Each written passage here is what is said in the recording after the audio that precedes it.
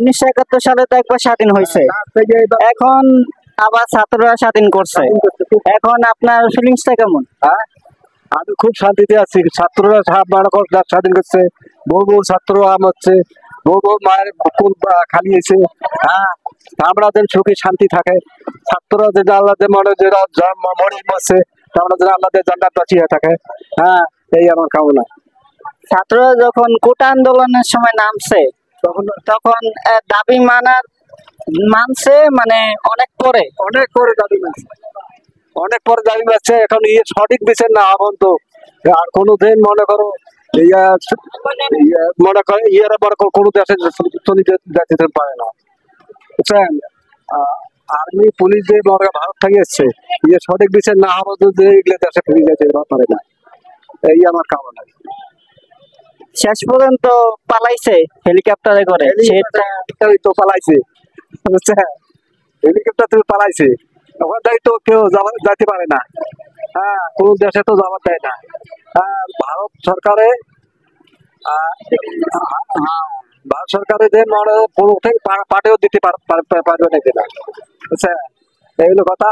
আর দেশের যে মনে করো ভারত সরকার যে পুলিশ আর্মি বিডিএ যে পাঠিয়ে দিছে, এগুলো যে মনে করো সঠিক বিচার না হওয়া বলতো যে এগুলো দেশে নিয়ে দেওয়া করে না।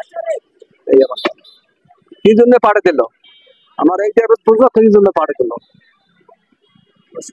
এইটাই আমার প্রশ্ন। এখনো কিন্তু কোন দেশ রাজি হয় নাই তাকে স্থান দিতে। এখনো তো কোনো দেশে তো রাজি হয় না স্থান দিতে, সেই জন্য কোনো দেশে পাঠিয়ে দিতে পারবে না কিনা। হ্যাঁ, কোন দেশে কিছুদিনের জন্য ভারত সরকার রাখছে তাকে, কিছুদিনের জন্য তো রাখতে চাবার লাগছে, কিন্তু তো কিছু ওই যে সেনাবাহিনী পুলিশ যে পাঠিয়ে দিছে ইয়ের জন্য একটা চাবে না, যেগুলো নেওয়ার জন্য। আজ তো আমি খবর শুনলো যে নেওয়ার জন্য, তারপরে সিদ্ধান্ত পাঠায়।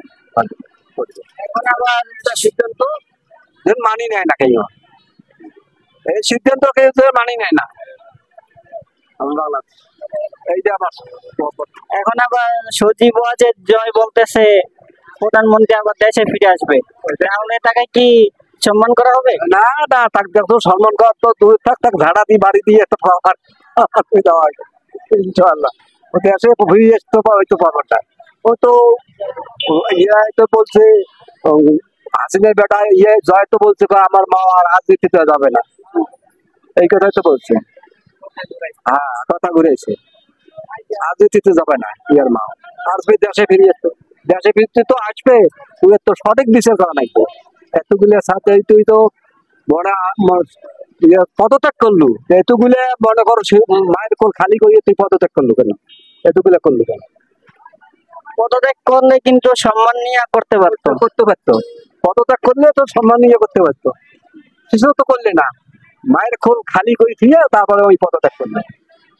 তার চিন্তা ভাবনা ছিল আরো 15 বছর খাবে। হ্যাঁ, তার তো চিন্তা ভাবনা আসলো তো আরো 15 বছর আগে, তাই তো ওইটা চিন্তা ভাবনা করার দরকার ছিল। আমি যাবো, আরেকজন আসবে, ফির আমি আসবো, এইভাবে তো দেশ চলে যায়, সেটা তো ওই চিন্তা ভাবনা করে নাই।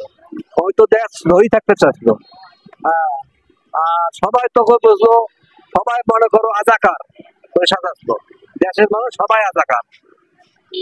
আর মুক্তিযোদ্ধারা আমরা দেশের মানুষ ছিল। মুক্তিযোদ্ধা কয়টা ছিল এই দেশে, কতগুলো লোক ছিল, আর সবাই রাজা করছিল। হ্যাঁ, সবার ছেলে পেলে মনে করো চাকরি পায় না, আর মুক্তিযোদ্ধার ছেলে পেলে আবার চাকরি পায়, নাতিপুতিরা চাকরি পায়, বুঝছে? এই নিয়ে তো মনে করো আবার মনে করো ছাত্ররা আন্দোলন করছে, এই নিয়ে তো আন্দোলন করছে, এই তো আমি তো খুশি, এই নিয়ে তো খুশি। আর যতগুলো মালামালের দাম তো সবগুলোই বাড়াইছে, সব বাড়াইছে, ওই আইসের সাথে সব মালের দাম বাড়িয়ে গেছে। চাল থাকি, ডাল থাকি আরম্ভ করি, তেল নুন থাকি আরম্ভ করি, যা কিছু আছে, কারেন্ট বিল থাকি, গ্যাস আছে আরম্ভ করি, সব বাড়ি দিছে। আলু ভাতের মতন খাচ্ছিল, আর আলু মনে কর তরকারি দিয়ে খাওয়ার পাইনি এখন। এখন আপনার কি মনে হয় এখন কি দাম কমবে? এখন দাম কমার আশা ভরসা করি, এখন সব জিনিসের দাম কমার আশা ভরসা করি, এখন ইনশাল্লাহ সব জিনিসের দাম কমবে।